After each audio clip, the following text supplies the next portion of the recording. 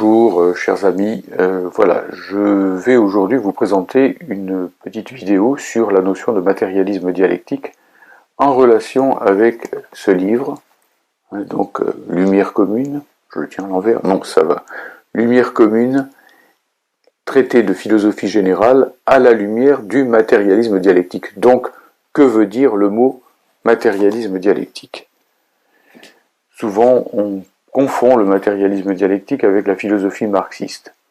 Alors il est vrai qu'il y a un rapport étroit entre le matérialisme dialectique et le marxisme, mais le matérialisme dialectique est un des courants les plus anciens qui soit de la pensée philosophique, et peut-être même, je dirais, de la pensée rationnelle en général, en incluant en elle la philosophie et la science.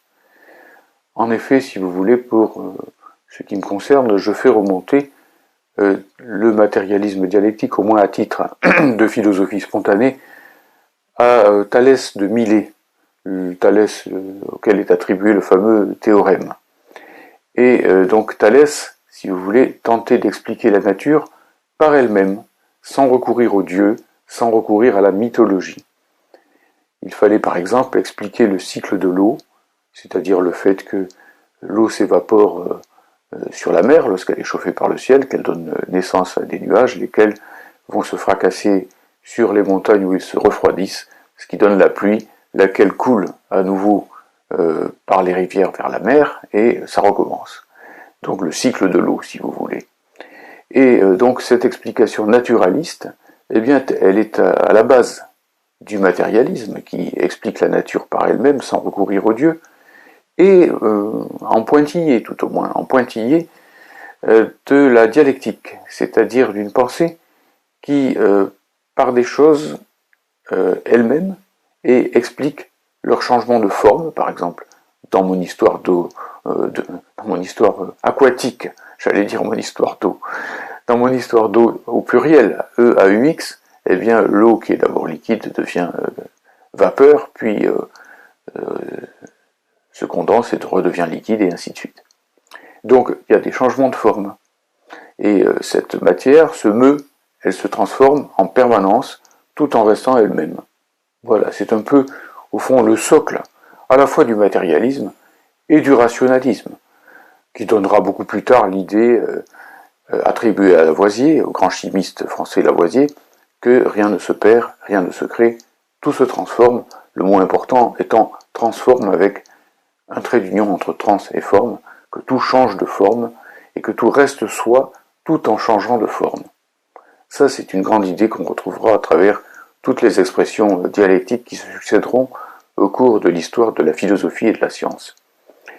Dans l'Antiquité encore, on ne peut manquer de mentionner le nom d'Héraclite d'Éphèse. Héraclite d'Éphèse, de la ville d'Éphèse, donc présocratique, philosophe donc, qui a vécu avant Socrate, et qui nous expliquait dans une superbe formule que le monde, eh bien, aucun des dieux ni des hommes ne l'a créé, mais il est un feu toujours semblable qui s'allume avec mesure et qui s'éteint avec mesure.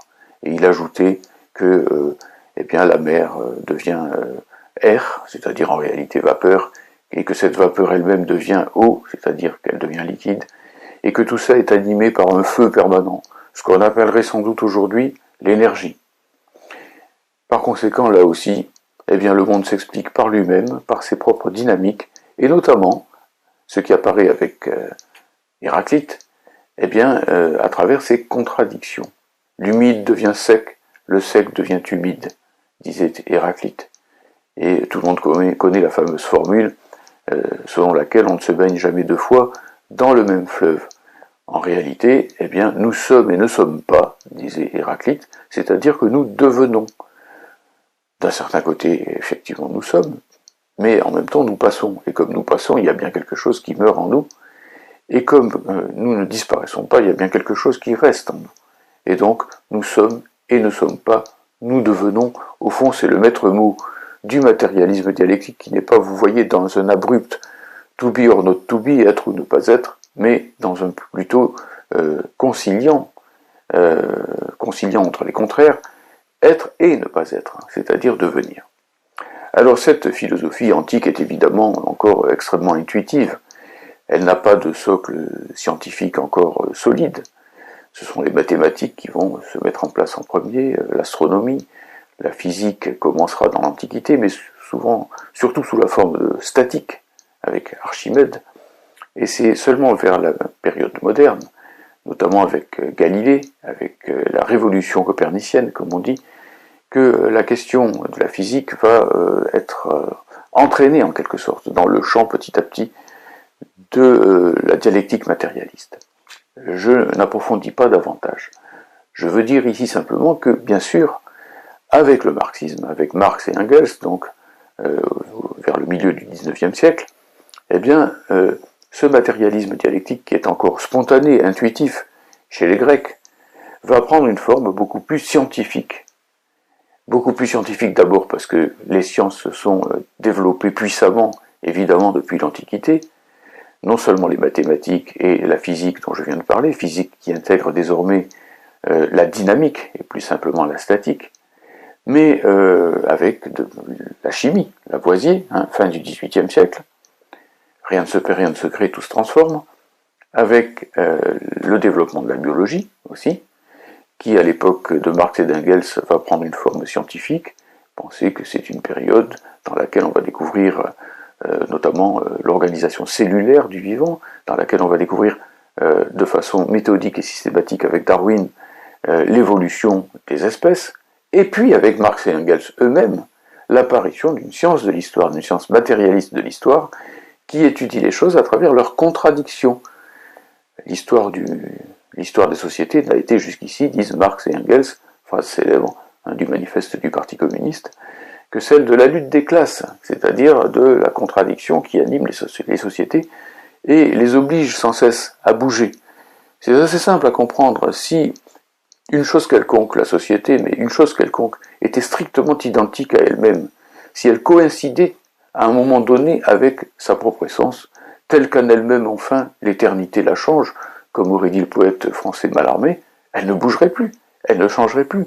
S'il y a du changement, et le changement est réel, c'est une réalité, la matière est en mouvement, et il n'y a pas de mouvement sans matière, en sens inverse, eh bien, il faut bien qu'il y ait des contradictions, il faut bien que quelque part A ne coïncide pas avec lui-même. Alors, pour autant, il ne s'agit pas de sortir de la logique et de dire que les chats sont des chiens, que les choses sont à la fois elles-mêmes et leur contraire d'une façon simple et bébête, si vous voulez.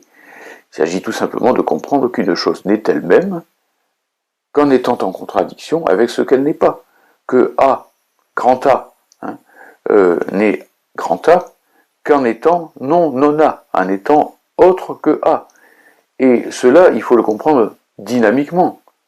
Par exemple, Hegel, qui au XIXe siècle a été le premier à véritablement déployer la dialectique comme une logique, comme une grande logique, faisait remarquer qu'il n'y a pas d'un côté la peur, de l'autre le courage, mais que le courage est la capacité de surmonter la peur, que la vertu n'est pas tout à fait l'autre du vice, elle est la capacité de combattre et de triompher du vice. Et donc, si vous voulez, elle est négation de la négation. L'identité, le A égale A, est négation de la négation. Et à partir de là, on ne sort pas de la logique, on dynamise la logique, et inversement, on fait entrer la logique, le rationnel, dans l'étude du mouvement, dans l'étude du changement. Et on instaure donc un matérialisme dialectique.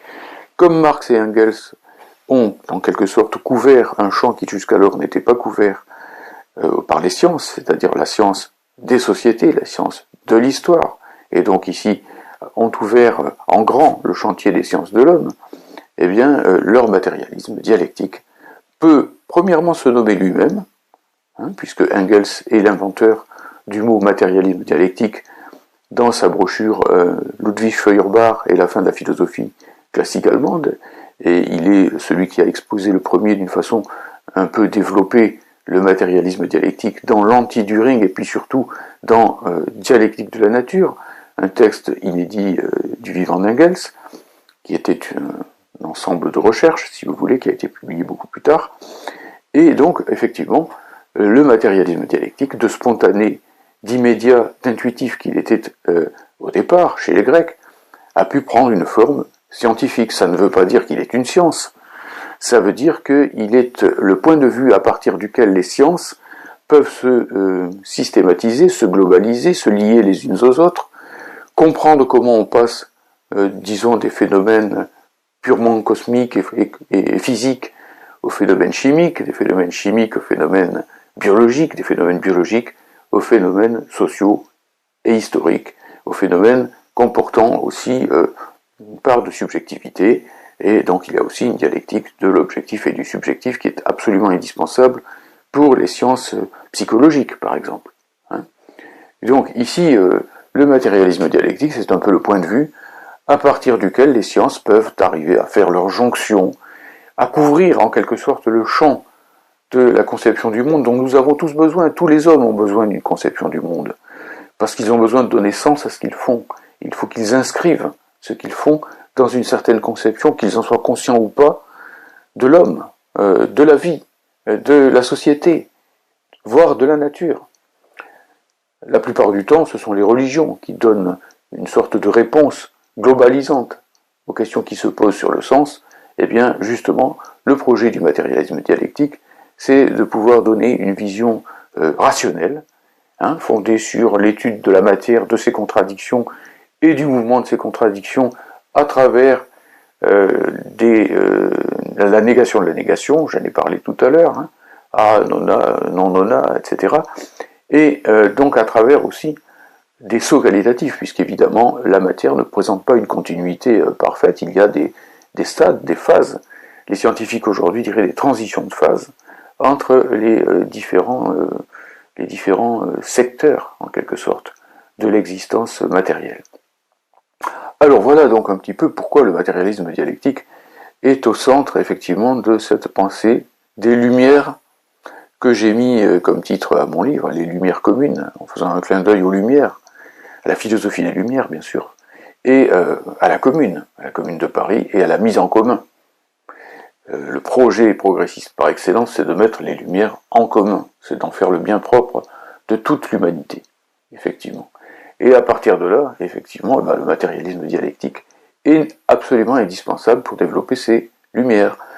Preuve à contrario, lorsque le matérialisme dialectique est abattu, combattu, censuré, démoli, comme c'est le cas tristement à notre époque où les jeunes philosophes ne l'apprennent plus dans les universités, ou presque plus, où il est décrié de 100 000 façons, où il est même, déformé, grossièrement, par certains présentateurs, eh bien, les Lumières reculent, elles n'ont plus leur socle rationnel, elles n'ont plus leur base, elles n'ont plus leur méthodologie, elles n'ont plus leur ontologie, c'est-à-dire leur façon de concevoir l'être, elles n'ont plus leur noséologie, leur façon de concevoir la connaissance. C'est ce que veulent dire ces mots barbares, ontologie ou noséologie, qui sont la traduction en grec des mots français étude de l'être ou étude de la connaissance. Privés de leur socle, les Lumières vacillent. Et on voit effectivement donc le cinéaste italien Pier Paolo Pasolini déclarer déjà vers la fin des années 70 que les lucioles s'éteignent. Il voyait déjà les lucioles s'éteindre parce qu'il voyait venir en réalité notre triste époque de contre-révolution et de fascisation par bien des aspects. Et donc si nous voulons combattre la fascisation, la contre-révolution et le nouvel obscurantisme qui se développe sous la forme des fanatismes les plus divers, nous devons absolument réétudier le matérialisme dialectique. C'est ce que nous nous proposons de faire, effectivement, dans les Lumières communes et dans cette série de vidéos. Un dernier mot. Si le matérialisme dialectique a été si décrié, c'est aussi parce que on a pris appui du côté des réactionnaires, des philosophes réactionnaires, sur le dogmatisme avec lequel il a été enseigné, notamment dans les années 50, et notamment en Union soviétique, à l'époque de Jdanov, et notamment à travers toute une série de mésaventures de la science soviétique qui a été soumise pendant un certain temps à un dogmatisme assez détestable. Et effectivement, on prend appui sur cette dégénérescence, dans un certain sens, de l'usage du matérialisme dialectique, pour le décrire dans son ensemble, un petit peu comme si on rejetait totalement, je vais faire une simple comparaison si vous voulez, mais comme si on rejetait totalement l'Évangile sous prétexte qu'il y a eu l'Inquisition ou le dogmatisme religieux des XIIIe, XIVe et XVe siècles, par exemple. Alors, je voudrais ici nuancer d'abord ce que je viens de dire. Parce qu'il n'y a pas eu que ça. L'Union soviétique, y compris à cette époque-là, a été un grand pays scientifique. Si on le compare à la période du Tsar, il n'y a pas de comparaison même possible en réalité. Et le matérialisme dialectique a permis ici un développement extraordinaire de point de vue scientifique et de développement scientifique. Il suffit de citer les noms, par exemple, d'Alexandre Oparin dans le domaine de la biologie ou de Bakhtin dans le domaine de la linguistique, de Leontiev ou de Vygotsky dans le domaine de la psychologie. Donc, ne noircissons pas le tableau. Il y a eu une tendance au dogmatisme. Mais le contenu du matérialisme dialectique étant solide, étant fort, le dogmatisme n'a pas étouffé le matérialisme dialectique. Il a survécu largement, y compris à l'Union soviétique. Et il y a eu notamment, dans les années 60-70, un fort développement de la philosophie soviétique qui ignore totalement, généralement, les philosophes occidentaux. Ici, un petit clin d'œil bibliographique au grand livre de Bernard Jeu, J-E-U, qui s'intitule La philosophie soviétique et l'Occident. La philosophie soviétique et l'Occident, donc dans les années, ça a été publié dans les années 70. Et qui montrait bien qu'il y avait une vitalité considérable du matérialisme dialectique avec des débats extrêmement nombreux et comment dirais-je, accrocheurs, de la part des philosophes soviétiques en lien avec les scientifiques, puisqu'à NURSS, on étudiait la philosophie en lien permanent avec non seulement les sciences sociales, le matérialisme historique et donc les sciences du psychisme, mais aussi avec les mathématiques, la physique, la cosmologie, la chimie, la biologie, et ainsi de suite. En particulier, les philosophes soviétiques étaient très avancés sur la question de la classification dynamique des sciences. Je ne cite que le nom d'un philosophe soviétique qui s'appelait Boniface Kedrov, et qui était aussi un chimiste de formation. C'est pas un hasard. La chimie a toujours été un terrain propice depuis Lavoisier pour le matérialisme et pour le matérialisme dialectique en particulier. Alors je n'irai pas aujourd'hui beaucoup plus loin sur ces sujets, mais je fais simplement remarquer que si on regarde bien les choses, le matérialisme dialectique n'est que la forme la plus conséquente, au fond, du rationalisme. Si l'on veut être rationaliste, si l'on veut expliquer les choses de façon rationnelle, donc, ne pas faire de place à je ne sais quel paranormal, quel surnaturel ou quel mystérieux insondable, et si on veut donc que les choses puissent effectivement s'enchaîner les unes aux autres de la façon la plus souple qu'on veuille, mais en tout cas d'une façon rationnelle, on est bien amené à être matérialiste, c'est-à-dire à expliquer la nature sans addition étrangère, sans soustraction étrangère par elle-même, comme faisait déjà Thalès et comme recommandait de faire Engels. Et l'on est bien obligé, si l'on veut étudier le mouvement de la matière par elle-même, de trouver dans la matière le carburant, en quelque sorte, du mouvement, du changement, du devenir. Et on est bien obligé, d'une certaine façon ou d'une autre, quelle que soit la façon dont on va concevoir cette notion, de concevoir les contradictions qui sont dans l'essence des choses et qui leur permettent de se mouvoir. C'est la définition de Lénine qui dit que la dialectique, et il entend par là la dialectique matérialiste, c'est l'étude de la contradiction dans l'essence même des choses, que ces choses soient la nature, que ces choses soient l'histoire, que ces choses soient la société, ou la personnalité humaine, par exemple, puisque les marxistes ont aussi donné beaucoup de travaux sur ces sujets qui concernent le psychisme, la conscience, la personnalité. Alors après, bien sûr, il faut discuter pour savoir comment on conçoit cette contradiction, comment on la développe, quel type de logique elle peut mettre en place, comment la dialectique de Marx se distingue en bien des points de la dialectique de Hegel, qui a été le grand logicien du XIXe siècle, mais qui lui était encore idéaliste. Bon, tout ça, ce sont d'autres débats que je ne traite pas, bien sûr, dans cette vidéo. Nous y reviendrons.